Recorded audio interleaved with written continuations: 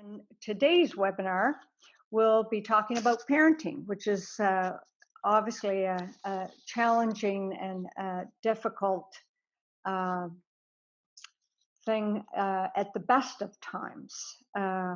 And so we know, from this picture here, you have multiple roles that parents have. They're not only the parent and the spouse, they're the school teacher, they're the babysitter, they're the cook. They have many labels. And this is one of the better case scenarios where you have two parents helping out and sharing duties in these various roles. I have two parents and two guest speakers today. We have Dr. Jacqueline Brunshaw, who is one of our fabulous psychologists. She was born in New Westminster, BC. She was raised in Montreal, Quebec. She attended Carleton University.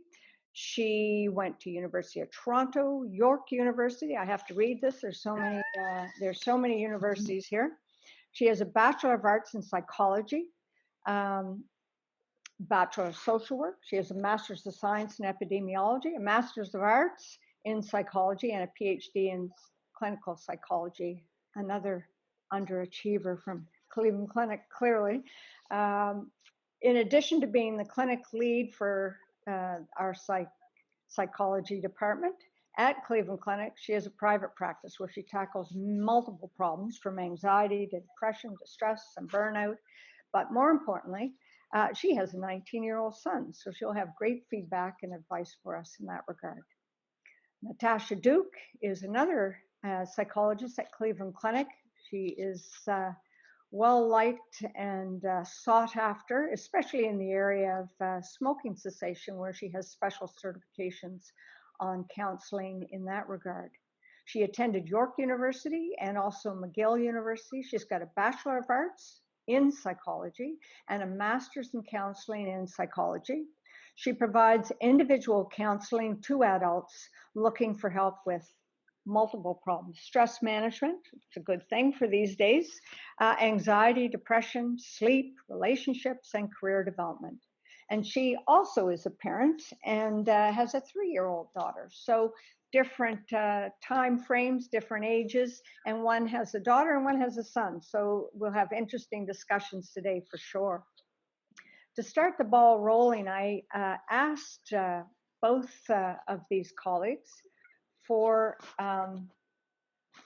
some basic strategies on parenting, and they mentioned 5 things to start off with. Number 1 was limiting news and media exposure. 1 was developing a schedule. Number 3 was practicing good sleep hygiene. We have to have sleep during these difficult times. We have to practice self-compassion and also acknowledge and share the difficult feelings right now. So, Jacqueline, you talk about limiting news and media exposure, but that's easy to say. Mm-hmm. We are inundated with news. Mm-hmm. How do you practice what you preach? Mm-hmm. Thanks, Dr. Campbell. It's tricky. As we know, 99% of the news right now is primarily negative. Like, you'd be hard pressed to find a one segment of good news. They're out there, but it's hard pressed. I remember the very first day, March 16th, when all hell broke loose, so to speak. I had the radio on, CBC on all day. By the end of the day, I was agitated and nobody wanted to be around me. So tip number 1 is, because the news is negative, it increases our adrenaline. So as parents, we must monitor that for ourselves. Anxiety is contagious. Emotions are contagious. So limiting that, we need to know what our own capacity is. Sorry about that. What our capacity is. So if we look after our health, and then we also need to look after our kids' health. They, depending on their age, they may not have the words to know that the background news, the radio, the TV is actually starting to get them agitated, or they're extra loud, or they're unsettled. So if you've got the 5-year-old, or maybe the 3-year-old, or the 8-year-old, but they don't have the language. Even the 19-year-old, they might be more withdrawn. They're just not their usual self. So we have to just like pay attention to that and monitor it. I can't say 5 minutes is what you need, because maybe someone can tolerate 10 minutes. I'm not sure. So what you want to do is look for the signs. Are they worried? Are they confused? Are they withdrawn? Are there sleep impairments, not eating? And then so just kind of put 2 and 2 together there. In terms of recommendations, it would be make the time and space for the kids to ask the questions. Like if they seem unsettled, just walk over and turn off the radio or the TV. Have funny shows on in the background. Have calming music, lemon scented candles. Let in lots of light. What you want to do is reduce adrenaline and maximize the feel good serotonin, dopamine neurotransmitters. So this, it comes down to really, really tuning in and being attuned to yourself and your kids. Great advice, and I'm going to go looking for those lemon scented candles, I think, in a place where I can physically and socially distance as well. But great advice. And Natacha, you mentioned developing a schedule when we spoke. And how do you do this for yourself? You have a daughter, you have a spouse, and how and what tips do you have for the people that have tuned in today on how best to do this? Yeah, so I think that right now, if you look up mental health and coping with COVID, it's hard to find an article that doesn't recommend having some sort of schedule. And that's because when we have a schedule, we can really find some sort of comfort, some sort of security, something that's predictable. And we need that so much during times of stress. We need that so much right now. One thing that I would really recommend when developing a schedule is to really think about who you are. Are you someone who is scheduled just generally? Are you very organized? If you're not going to want to start to schedule every half hour. Start small. Maybe you know that sometime in the morning between 10 and 11, you're going to go for a walk. Maybe you know that at 12:30, you're going to have lunch with your son. And that at 3 o'clock, you're going to do some simple deep breathing or a short yoga circuit. I think that if you're someone who is just generally more scheduled, you can do more than that.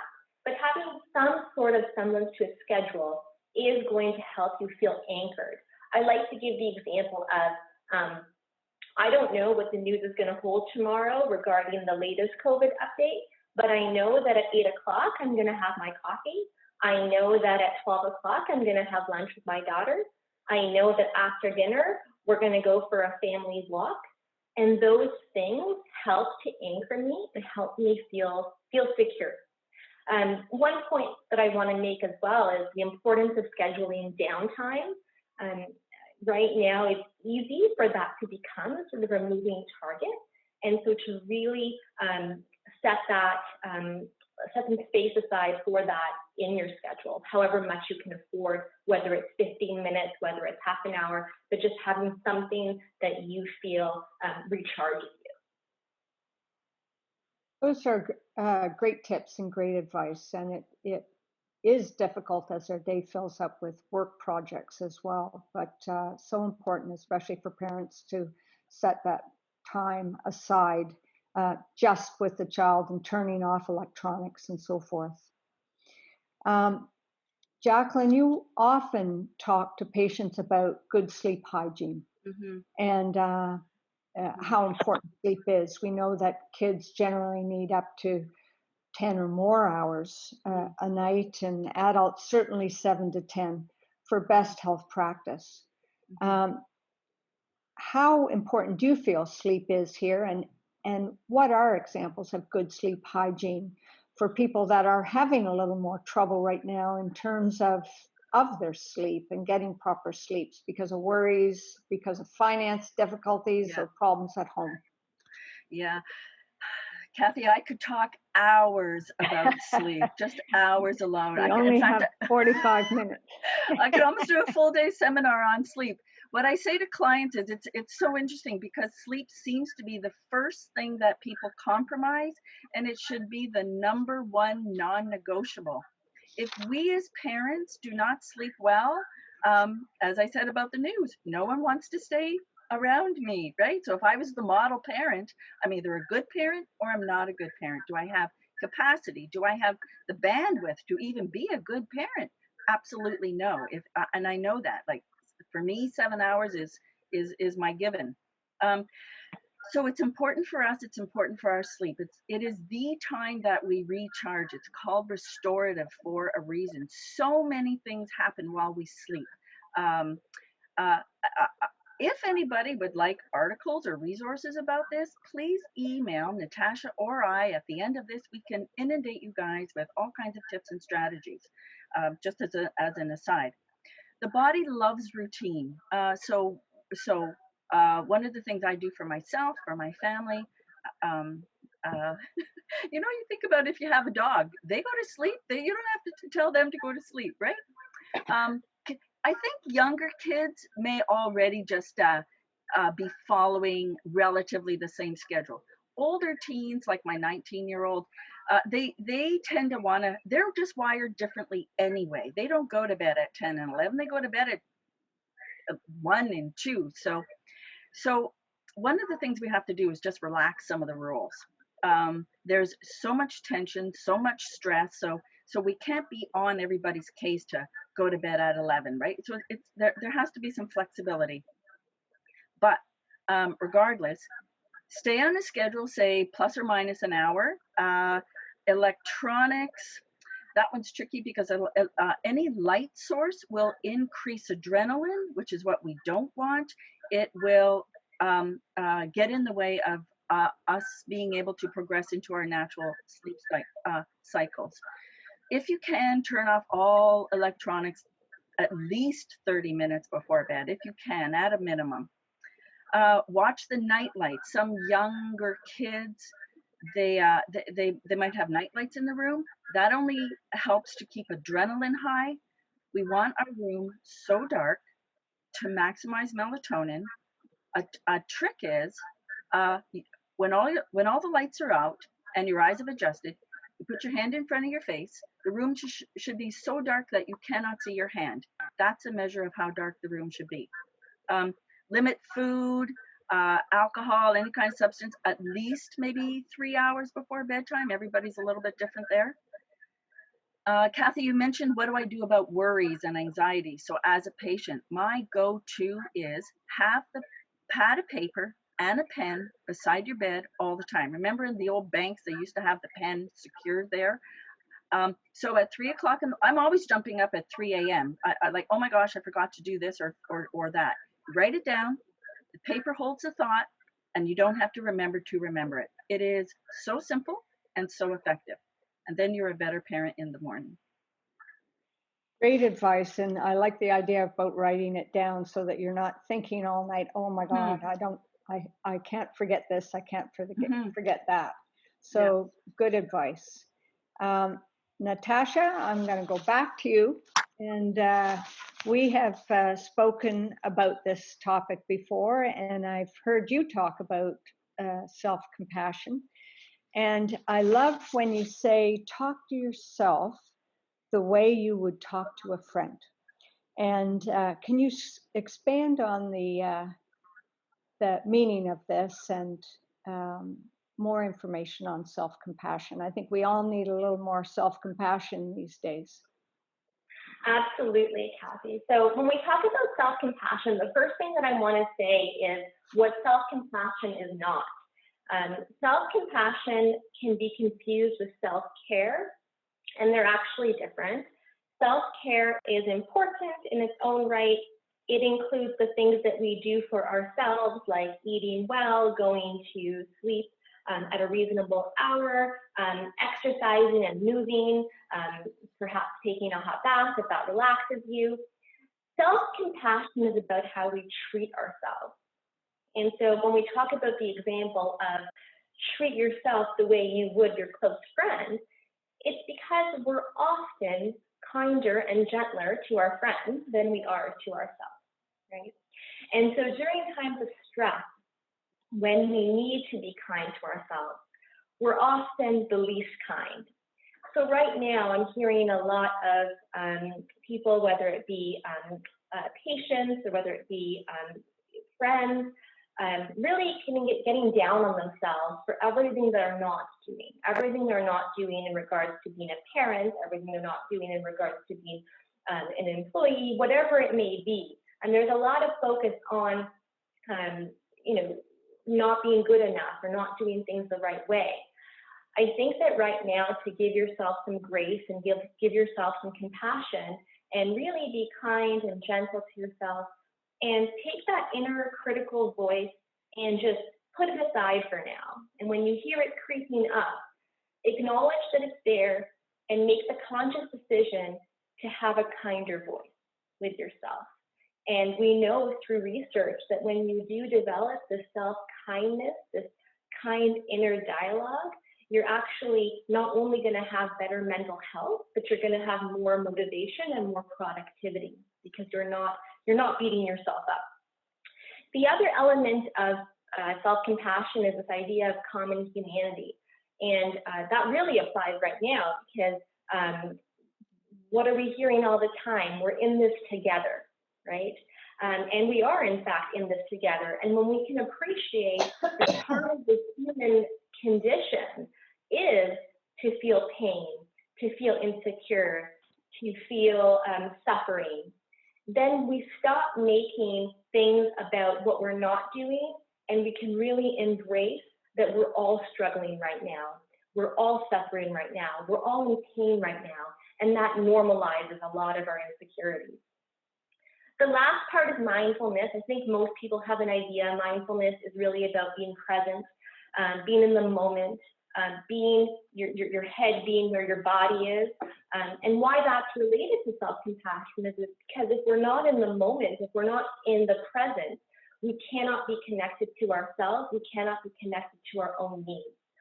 So we're not going to be perfect. It's normal for minds to wander, but just to be aware of when you're not present and to gently guide yourself back to the present moment so that you can really open up some space to be self-compassionate. Well, that's great advice, especially with all the distractions right now.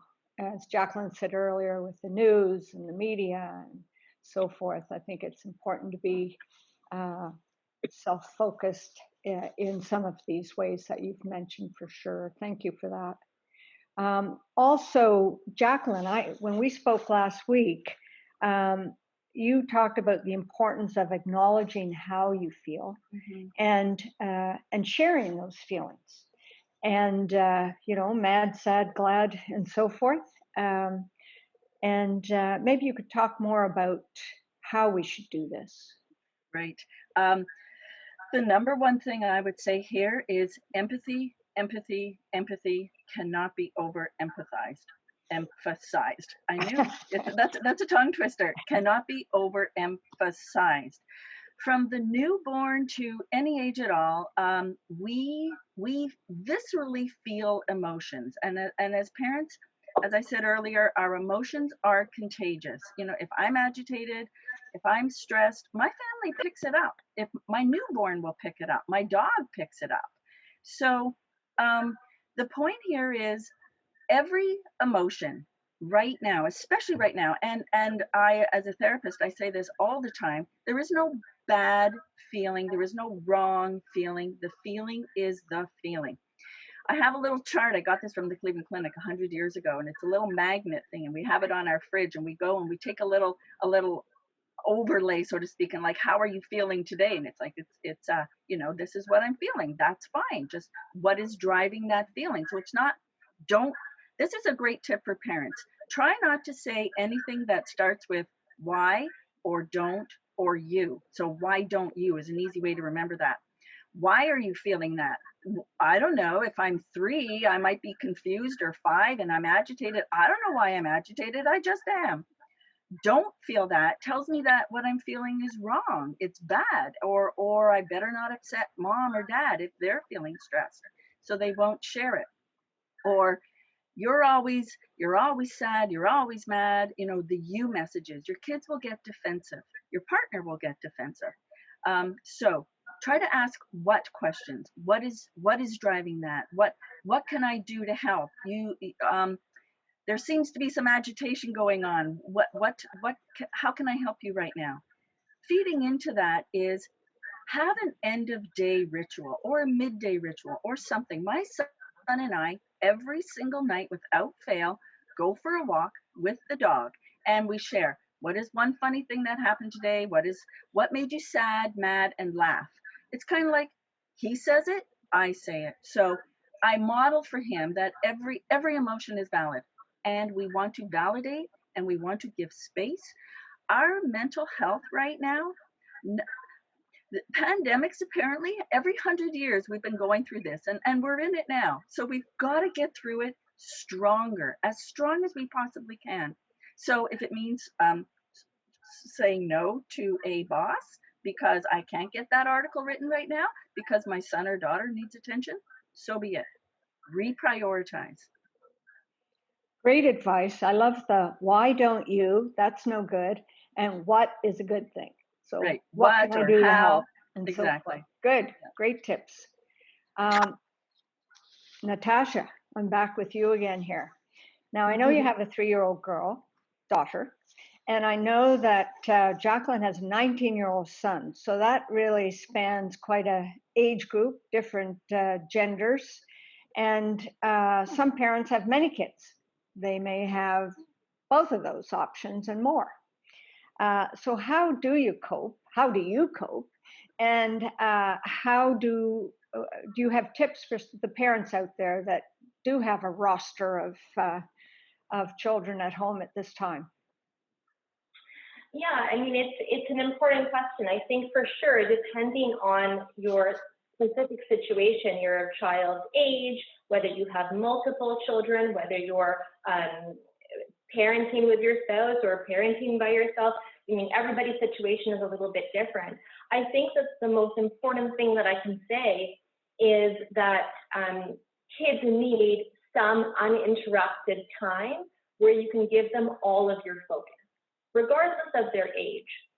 So personally, what I do is I'm very intentional with my daughter as to when I'm going to be playing with her and when I'm going to be putting my phone down and when we're going to have some Charlotte and mommy time, right? So she knows that she has me all to herself for 30 minutes. And in this particular case, because she's little, we can play, right? If your children are older, then that time, that uninterrupted time might be spent talking to them about how school's going, or like Jacqueline had mentioned, going for a walk with them, whatever it may be. But you want to really have some uninterrupted time where you're not distracted by electronics, where you're not taking emails. It's just you and your kids. And so I'm intentional in calling that out. I'm also intentional in calling out when mommy's working. And so she needs to know that for the next hour or so, I'm going to be doing my work. And when mommy's all done, then we're going to have some time together to eat lunch or whatever it may be. So to really be intentional with what you're doing with your children. And the other thing is to talk to your kids about what's going on, and not just to do it once, but to revisit it often. So I get a lot of questions about whether parents should be talking to little kids about what's happening, because parents are often worried that they're going to scare their kids, they're going to give them anxiety. And actually the opposite is true. When we don't speak to our children, they can sense, because kids of all ages are very intuitive, they can sense when something's wrong. So it's really far better to let them know, even if they're very young as 2.5, that we're doing things a little bit differently right now. So to find age-appropriate language to talk to them and to check in with them often on whether they have any questions, if they've heard anything that doesn't make sense to them, and to try to, as Jacqueline was mentioning, help them to name their feelings and to validate those feelings. is so important. I'll mention as well that kids of different ages express anxiety differently. So, for a teenager, you might see anxiety being expressed as, with seemingly laziness or messiness or irritability or not wanting to eat or not sleeping or sleeping very late. Whereas younger children, when they're anxious, they can regress to an early developmental stage. They might have more frequent tantrums or be clingy. So you really want to be aware that anxiety has many different faces. And I think that when you're able to see that and to change your lens and to see the need past the behavior, then you can really be more compassionate to what they need. Mm-hmm. Great advice. And some of the comments went back to what we talked about earlier around routine and schedule, letting them know that mommy's working right now and for this amount of time, and this is our time together. That certainly is key throughout this discussion, I think. So Jacqueline, we started the webinar today and we had sort of a picture of the big happy family, if you will, with two parents sharing duties, working from home. And but this scenario, as we all know, is not always or even often the case. There's many difficult situations, and maybe you can provide some advice around some of these. How do you, I know that you counsel people that are in these particular situations, and in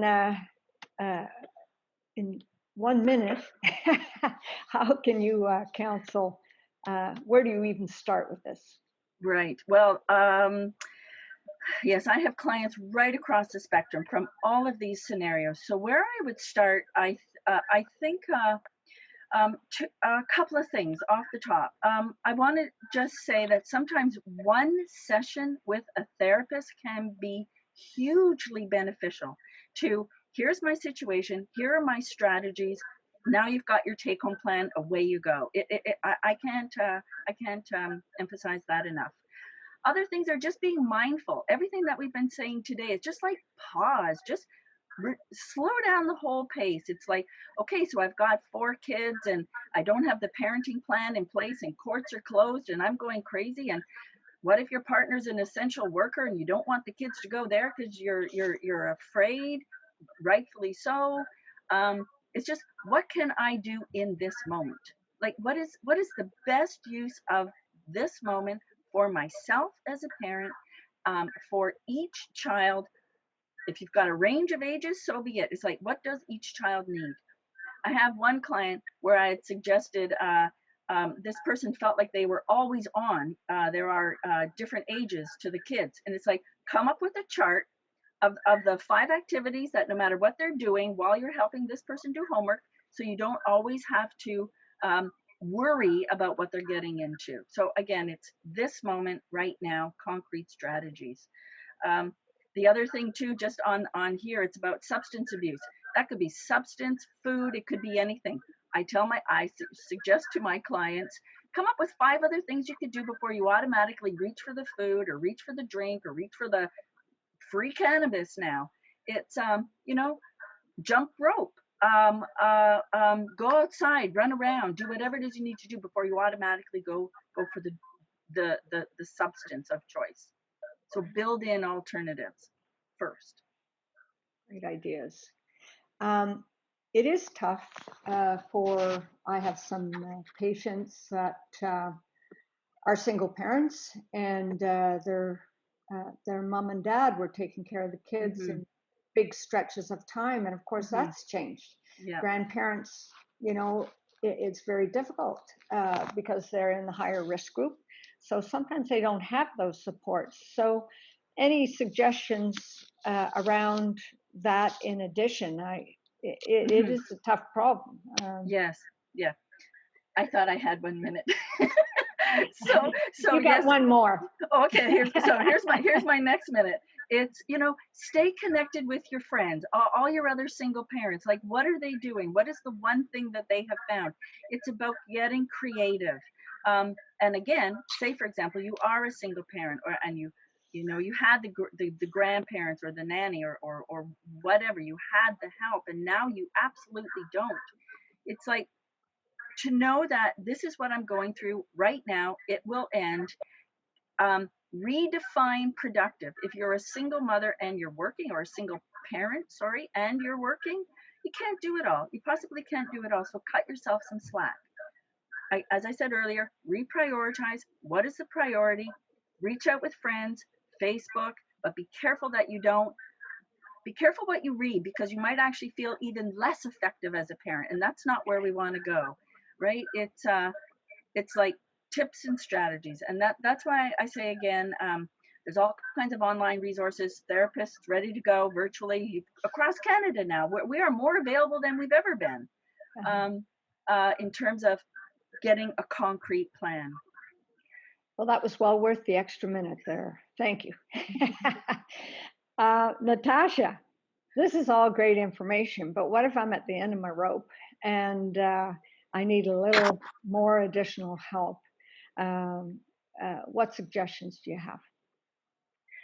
Yeah, so I think that we really want to be, again, checking in with ourselves, checking in with our family members, to see how we're doing, and to be aware of, what are some of the signs that you might need more professional support. If you're having, difficulty completing your everyday responsibilities, if despite some of the suggestions today, you're not able to manage your anxiety, you're having panic attacks, or you're just having trouble concentrating, your insomnia is getting worse. Those would all be signs. Alcohol as well, if that's creeping up. Those would all be signs that you really should reach out. And I encourage you to reach out earlier rather than later. And as Jacqueline said, there's just so much support out there. We certainly have a team of great therapists that are happy to help you. We can also connect you to things like the Distress Center, which is available 24 hours, 7 days a week, if you need someone to talk to. So help is there, and just don't hesitate to reach out as well. Excellent advice. And one of the areas there that you mentioned is substance abuse, and there's all kinds of substances, but the one that I've been seeing a lot of in the news and so forth is alcohol. And, we're all at home. We know that the alcohol consumption's gone up. Sometimes we're just drinking more. Sometimes we're drinking way too much. And sometimes we have significant problems with this. Do you have any specific guidelines for people in terms of, besides don't drink, what is sort of out of the norm, if you will? What are some red flags around that? So people may think they're not having a problem, but they go, now it's every night, or it's how, what are some of those guidelines? Yeah, that's a really important question. So I'll go over what they say as sort of Canada's low-risk drinking guidelines. And those are for males, no more than 15 drinks a week, no more than 3 in any one day. For females, it's no more than 10 drinks a week, no more than 2 in any one day. I will say that right now is not the time that you want to be sort of at the limit of low-risk drinking guidelines. We know that alcohol is going to lower our immunity, and we need our immunity right now. The other thing is that there is a lot of myths about alcohol. Alcohol is often used to reduce anxiety, but in the long term, it actually exacerbates anxiety. People will often use it for insomnia, and again, it actually wakes you up from your sleep and creates a lighter sleep. So I think that just to be educated in terms of what it is doing to your body, and just is it worth it? I think that some of the things to look out for is, are you using alcohol more often to cope with stress, to try to cope with your anxiety, to try to get through your day? Is your amount, the amount that you consume in a week, is that creeping up? And to be really, really honest with yourself.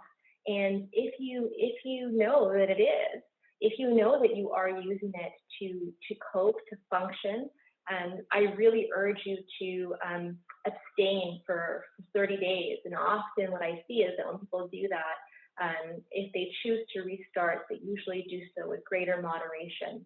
Now, if you can't do 30 days without, then that would really be a clear sign that you need to seek some support. And again, we're happy to help you get connected to support, whatever that might look like, whatever might fit for you. Well, that's great advice, and thanks for following up further on the alcohol issue. I have two questions for you guys. I'm going to actually start with Natacha again. I'm going to keep you going now that I have you on the cameras there. Someone sent in a question, and the question is, how do you explain adult emotions to kids? When parents are very stressed or feeling at the end of the rope, how do you communicate this to young kids who won't understand as easily? Take it away. Yeah, so there's a reason why play therapy is used for little kids. And the reason why play therapy is used is because play is how young children make sense of their world. And it's often how they process their emotion and how they process new information. So one of the things that I might do is, if you're feeling frustrated or if you're feeling anxious, you might first try to use play to explain what that emotion looks like and what that emotion is. And then, once you can see that your child has some sort of understanding, you could then relate it back to them and give them an example about, when they might have felt that way. So, you might remember a time when they lost their favorite stuffy and, they were feeling really sad or they were feeling really frustrated, and you could relate it back to something that they can understand. And then, I think just repetition really helps with young children, and really trying to get down to their level when you're talking to them.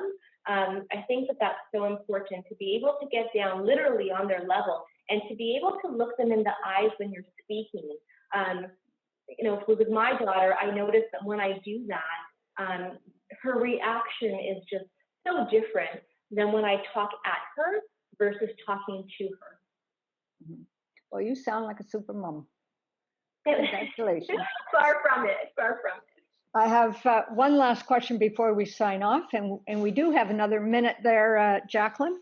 And that one parent wrote in today that they had a teenage son. And I'm asking Jacqueline this, with your 19-year-old son. This young man is graduating from high school. He's upset about that because, of course, there's no graduation, there's no prom. He's frustrated about that, and of course, it's a rite of passage.